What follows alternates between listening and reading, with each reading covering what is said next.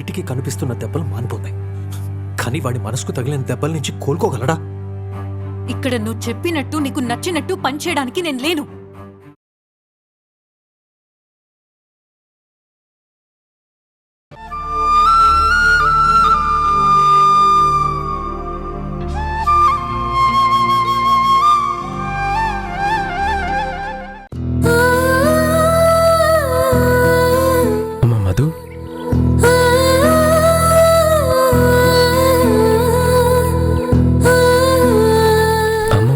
బయటికి వెళ్ళా ఉంది. ఎప్పుడొచ్చావు? జస్ట్ అలా వచ్చాను, నువ్వు వచ్చావు. అవునా? అమ్మ నీ హెల్త్ బాగలేదంది, మరి ఇప్పుడు ఎలా ఉంది? కలవాల్సిన వాళ్ళు కలిశారన్నమాట.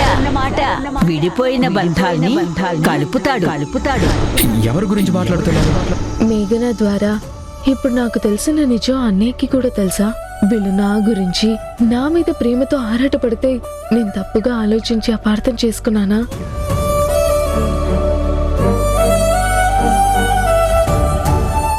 ఏమైంది అలా ఉన్నావు? ఇప్పుడు మనసేం బాలేదన్నయ్య. ఎందుకు? నిజం చెప్పన్నయ్య, నువ్వు కూడా ఈ చెల్లి దగ్గర నిజం దాచావు కదా. నువ్వు అమ్మ ఒకటే కదా.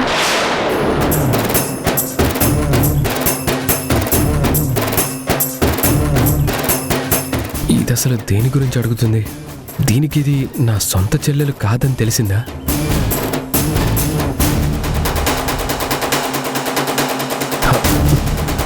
నిజమేంటి? అసలు రావడం ఏంటి? అసలు నువ్వు దేని గురించి మాట్లాడుతున్నావో? ఎందుకన్నయ్య నీలో అంత కంగారు? మీరు నన్ను ధరణి ధీరజుల పెళ్లికి ఎందుకు పిలవలేదు? వాడు నీ అత్త కొడుకు, అమ్మకు ఆడపడుచు కొడుకు, భర్త మేనల్లుడు, అమ్మమ్మకి అల్లుడి మేనల్లుడు. అందరికీ అన్ని వరుసలు బంధుత్వాలు సంబంధాలున్నాయి. నేనేగా మీతో ఏ బంధం లేనిదాన్ని. పిచ్చిదానా, నువ్వు అనవసరంగా ఏదేదో ఊహించుకొని ఏదేదో అనుకుంటున్నావు. నువ్వు మన ఫ్యామిలీ కాదని కాదు, అసలు వాడి మీద మాకు మంచి ఒపీనియన్ లేదు. మేమే తప్పక వెళ్లాల్సి వచ్చింది. ఇష్టం లేకుండా వెళ్లే పెళ్లికి నిన్ను పిలవడం ఎందుకని మానేశాం, అంతే. పర్వాలేదులే అన్నయ్య. నిష్ఠూరాలాడికే, నిజంగా అందుకే పిలవలేదు. నిష్ఠూరాలేం లేవు. అర్థం కాక అడిగి అర్థమయ్యాక పర్వాలేదు అంటున్నాను. నీకు కోపమేం లేదు కదా? నీ మీదే కాదు, వాళ్ళెవరి మీద నాకు కోపం రాదు, ఉండదు. సరే మరి, ఒంట్లో బాగలేదన్నావు కదా, రెస్ట్ తీసుకో. కడుపు నొప్పి అన్నయ్య. డాక్టర్ని కన్సల్ట్ అవుదామా? అవసరం లేదు, చాలా వరకు తగ్గింది. సరే, ఓకే, బాయ్, టేక్ కేర్. అన్నయ్య, నీరై కరిగిందా నీరదలో ఆనలుపో, ఏరై కదిలిందా అనుబంధం వైపు, అన్నా అని అంటూ నువ్వు పిలిచే ఆ పిలుపు, రక్షాబంధం ఏంట్రా? నీ తోడైనడు. ఏం లేదు, ఎందుకో నిన్నెలా మళ్ళీ మళ్ళీ పిలవాలనిపించి పిలిచా. మరి ఒకడే చాలడా పిచ్చిదానా, ఉంటాను, బాయ్. అతడే అతడే హితుడు బాంధవుడు. అందరికీ నేనంటే ఎంతో ప్రేమ. ఈ ప్రేమని ఎలా దూరం చేసుకొని వెళ్ళగలను?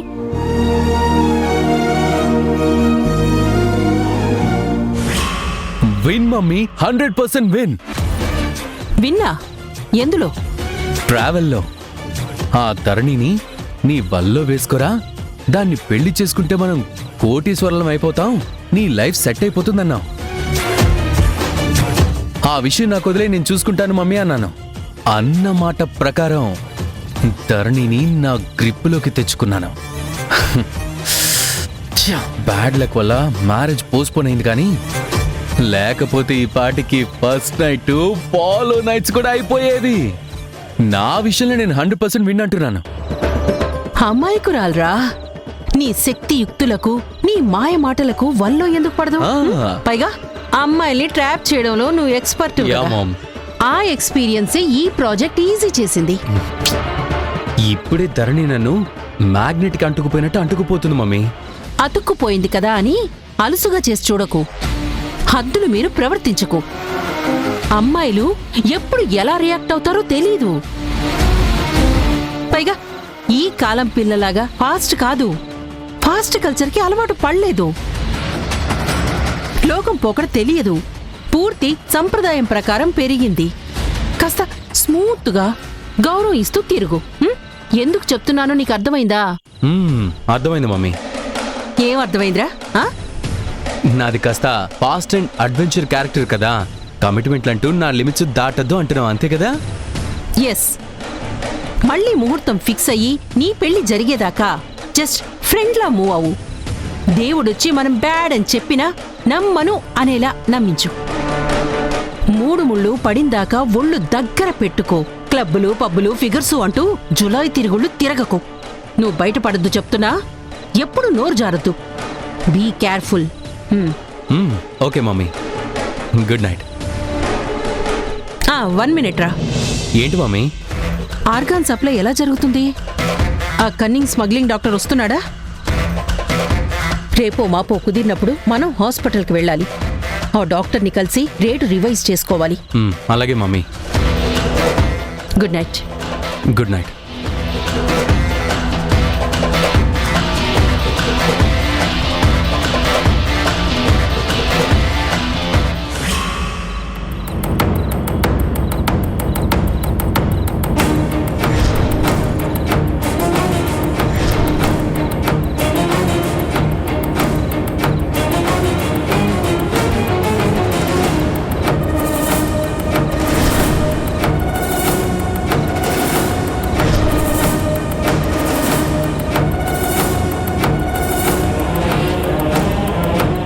అసలు అమ్మకు డిఎన్ఏ రిపోర్ట్స్ తర్వాత మేం తన పిల్లలం కాదని తెలిసింది. ఓకే, కానీ ధరణి బాలు తన పిల్లలని ఎలా తెలిసింది? తన పిల్లలెవరో తెలుసుకోవడానికి చాలా శ్రమపడి ఉంటుంది. వాళ్లే తన పిల్లలని తెలియక ముందే ధరణి పరిచయం అయిందా? ఎలా? వాళ్ళ మధ్య ప్రేమ ఇప్పుడు ప్రతాప్ గారి విషయంలో నాకు కలిగినట్టేనా? రక్త సంబంధాలుంటే తెలియకుండానే మనుషుల దగ్గరవుతారా? అభిమానంగా ధరణికి డ్రెస్ ఇచ్చింది, మళ్ళీ నాకు తెచ్చింది. అంతే. అమ్మ మా ఇద్దరిని సమానంగా ప్రేమించినట్టేనా? తన పరా అనే భేదం చూపనట్టే కదా.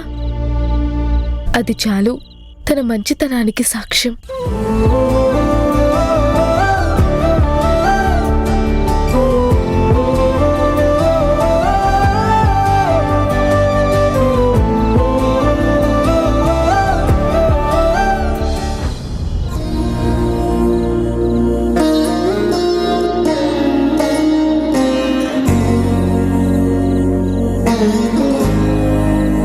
మరి ఏ సంబంధం లేకుండా చిన్న గుణ గారు ఎలా కలిశారు?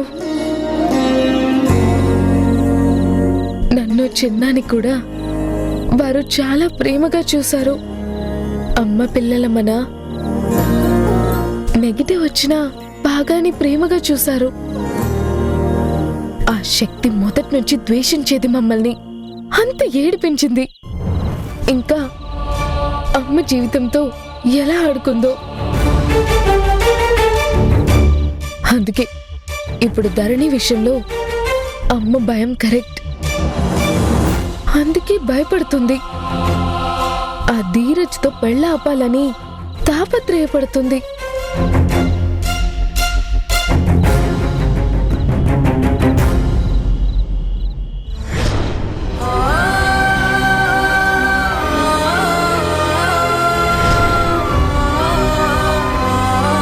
ప్రతాప్ గారు కూడా చాలా మంచివారు. నాతో ఎంతో ప్రేమగా ఎంతో ఆప్యాయతగా ఉన్నారు. నాకు అన్నం తినిపించారు. వేరే వాళ్ళ అమ్మాయి విషయంలో అంత కేర్ చూపించినప్పుడు తన సొంత కూతురని తెలిస్తే ఎందుకు ప్రేమించరు?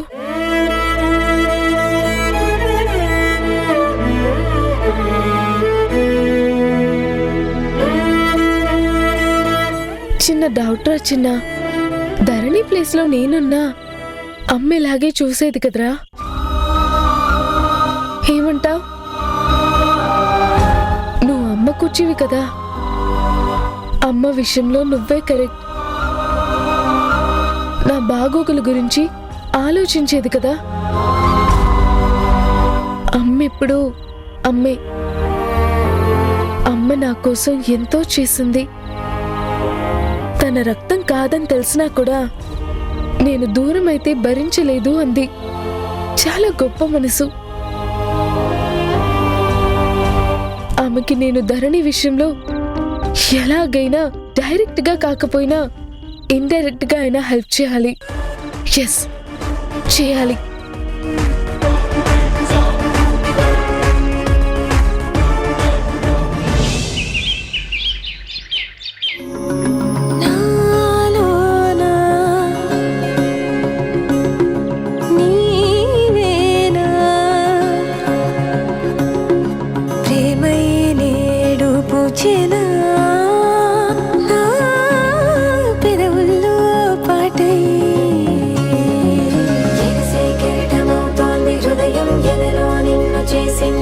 ఈ డ్రెస్ లో అసలు నువ్వు ఎంత అందంగా ఉన్నావో తెలుసా?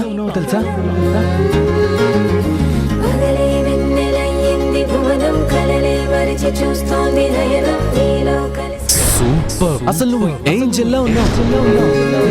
ప్రేమా ఏవింత కొత్తగా ఉందిలే నాలో నీ జతలో. నన్ను చూస్తూ ధీరజ్ ఎప్పుడు అందంగా ఉంటావు, నీ అందం ఎవ్వరికీ రాదు, అందానికే అందం అనేది ఎందుకు ఇప్పుడు నన్ను నేను పరిశీలనగా చూసుకుంటే అర్థమవుతుంది. ఎప్పుడూ హడావిడిలో ఇంత క్లీన్ గా అబ్జర్వ్ చేయలేదు. నువ్వు అందగత్తవే ధరణి. జన్మింక నరకం నీకై అడుగులేస్తోంది నా పాదం.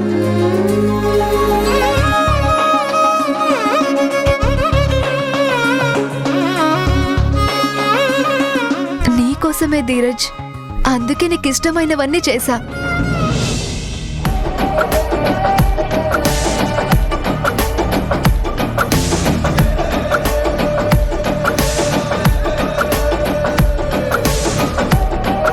అన్ని బాక్సులు సర్దుతుందేంటి? ఆ ధీరజ్ గాడి దగ్గరికి ఏమైనా వెళ్తుందేమో. అందుకే నేను చేస్తా వంట అని పొద్దున్నే కిచెన్లో దూరింది. చాలా వివరంగా చేసింది. ఎక్కడ లేని ప్రేమ, ఎవరి మీద లేని ప్రేమ ఆ ధీరజ్ గాడి మీద పొంగిపోతోంది. దీనికి వాడు కోతికి కొబ్బరికాయ దొరికినట్టు దొరికాడు.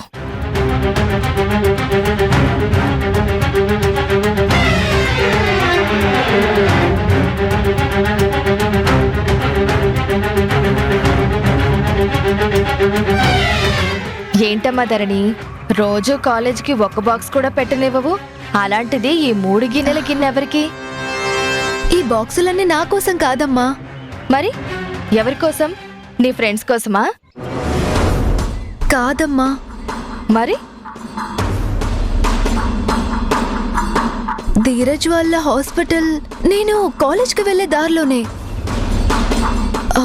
పాపం ఎప్పుడు బిజీగా వర్క్ లోనే ఉంటాడు.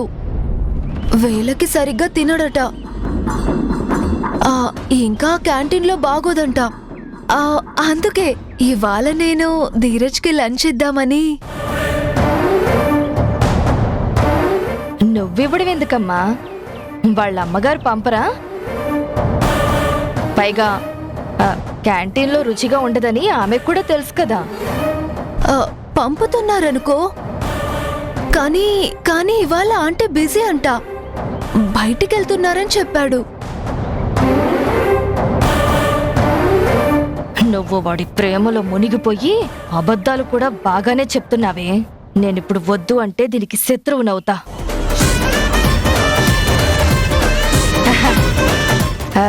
ఈ రోజు ఇస్తే ఇచ్చావు గాని పెళ్లి కాకముందే పదే బాక్సులు పట్టుకెళ్ళివ్వడం అంత బాగోదమ్మా.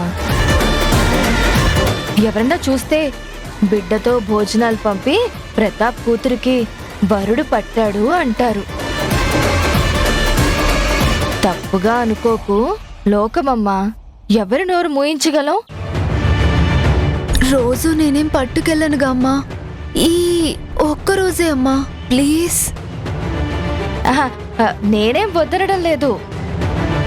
లోకం తప్పుగా అనుకుంటుంది, మనం కాస్త జాగ్రత్తగా ఉండాలి అంటున్నా. పైగా మనం మధ్యతరగతి వాళ్ళం, వాళ్ళు కోటీశ్వరులు. ఏదైనా తేడా వస్తే, పెళ్లికి ఆటంకం వస్తే మనమే జనాల నోళ్లలో నానాలి.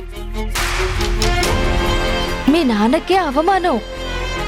అసలే ఆయన సెన్సిటివ్ మనిషి. అదే నా బాధ. నేనెవ్వరికీ మాట రానివ్వనమ్మా, నన్ను నమ్ము. అక్కడ ఎంతోసేపు ఉండను, ఇలా ఇచ్చి అలా కాలేజ్కి వెళ్ళిపోతాను అంతే. సరే బంగారం, నువ్వు మా కూతురువి. నేను నిన్ను నమ్మకపోతే ఇంకెవరిని నమ్ముతాను? జాగ్రత్తగా వెళ్ళిరా.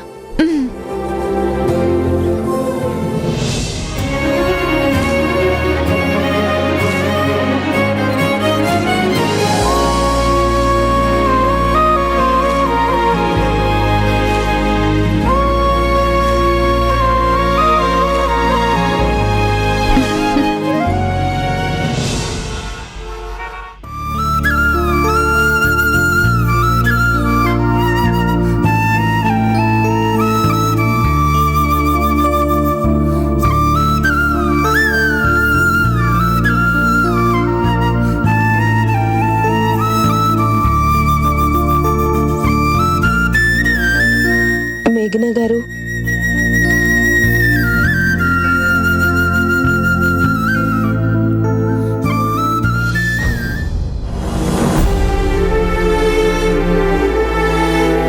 మధు, నువ్వా?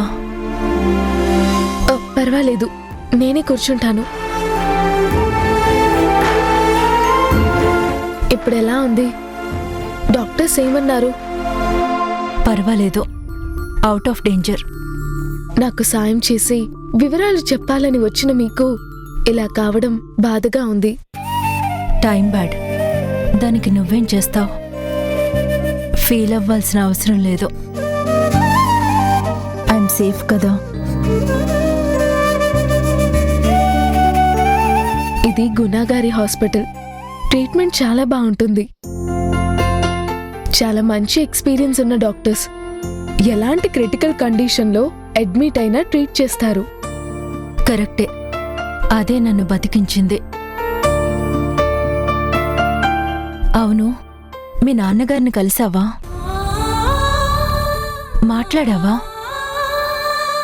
నిజం చెప్పావా? ఆ రోజు మీరు అడ్రస్ ఇవ్వగానే చాలా ఎక్సైట్మెంట్తో కలవడానికి వెళ్ళాను. కానీ దురదృష్టం, అప్పటికే వారు దుబాయ్ ప్రయాణం అయి వెళ్ళారు. ఓ, పోనీ ఫోన్లో కాంటాక్ట్ చేయలేకపోయావా? మాట్లాడితే నీ బాధని షేర్ చేసుకుంటే కాస్త తృప్తిగా ఉండేది కదా. నానెవరో తెలియకముందు తెలుసుకోవాలని ఇంట్రెస్ట్, తెలియగానే కలవాలని ఆరాటం. నాన్నతో మాట్లాడాలని తొందర, కానీ తీరా కలిసే టైంకి మాట్లాడే ప్రయత్నంలో చిన్న భయం. భయమా? భయం ఎందుకో? మీరు తండ్రి కూతుర్లే కదా, నీకు కావాల్సింది ఆయన ప్రేమే కదా. నిజమే, కానీ ఇన్నాళ్ల తర్వాత ఇప్పుడు మీరే మా నాన్న, నన్ను ప్రేమించండి అంటే తన నుంచి నేను ఎక్స్పెక్ట్ చేసే ప్రేమ పొందడం అంత తేలిక? నిజం తెలియకముందు ఇవన్నీ ఆలోచించలేదు. నిజం తెలిసిన తర్వాత రకరకాల ప్రయత్నాలు, ఎన్నెన్నో ఆలోచనలు. అసలు నాకేం కావాలో క్లారిటీ లేకుండా పోయింది. నాన్న ప్రేమ ఆశించిపోతే మరి అమ్మ ప్రేమ? అమ్మకి దూరం అయిపోతాను కదా. అక్కడ అమ్మ లేదు, ఉన్నా ఆ అమ్మ నాకు అలవాటు లేదు కదా. అమ్మలా నన్ను ప్రేమగా చూస్తుందా? వాళ్ళ దగ్గర పెరిగిన వాళ్ళున్నారు కదా. మా మీద ప్రాణం పెట్టి పెంచిన అమ్మ నేను వెళ్ళిపోతే భరించలేదు, బ్రతకలేదు. ఇది నాకు అర్థమైంది. తను నాకు ఎంత ప్రేమ పంచిందో ఆలోచించే కొద్దీ అమ్మ మీద గౌరవం పెరుగుతుంది. గతంలో ఉన్న కోపం తప్పు అని నా మనసు నాకు చెప్తుంది. నీకొక గొప్ప నిజం చెప్పనా? నేను తన కూతుర్ని కాదని నిజం అమ్మకి తెలిసిన దగ్గర నుంచి గతం కన్నా ఎక్కువ ప్రేమ పెరుగుతుంది. నాకెప్పుడు నిజం తెలిస్తే నేను ఎక్కడ తన నుంచి వెళ్ళిపోతానో అని భయంతో ప్రతి క్షణం నరకం అనుభవిస్తుంది, భయంతో బ్రతుకుతుంది. మా అమ్మ కాదు, దేవత. తన భయం నిజం చేయడం, మానసిక క్షోభకి గురి చేయడం నాకిష్టం లేదు. నాకు నేను ఏమీ తేల్చుకోలేని పరిస్థితిలో ఉన్నాను. అమ్మని వదిలి వెళ్ళాలని నాకస్సలు అనిపించడం లేదు, వెళ్ళలేను కూడా. నీ ఆలోచన, నిర్ణయం మంచిదే, కానీ మీ నాన్నెవరో తెలుసుకోవాలని చిన్నతనం నుంచి ఎదురు చూస్తున్నావు కదా. ఇప్పుడు మీ నాన్న సంగతి ఏంటి? అదే అర్థం కావడం లేదు. అసలు ఈ నిజం అందరికీ తెలిస్తే అప్పుడు నా పరిస్థితి తలుచుకుంటేనే భయంగా ఉంది.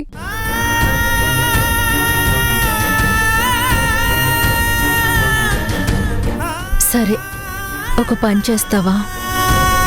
ఏంటది? నువ్వు మీ అమ్మ దగ్గర ఉంటూనే మీ నాన్నతో టచ్లో ఉండు. ఇంటిమసీ పెరిగే కొద్దీ బాండింగ్, ఎమోషన్ అన్నీ క్రియేట్ అవుతాయి కదా. అప్పుడు నిజం తెలిస్తే ఆయనే ప్రేమగా ఆరాధిస్తారు. ఏమంటావ్? నువ్వు చెప్పింది బానే ఉంది, ఆలోచిస్తాను. All the best.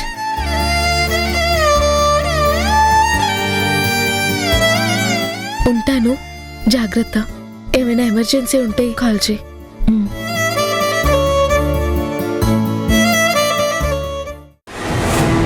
అవును, నువ్వేంటిక్కడ? ధీరజ్కి లంచ్ బాక్స్ ఇద్దామని వచ్చాను.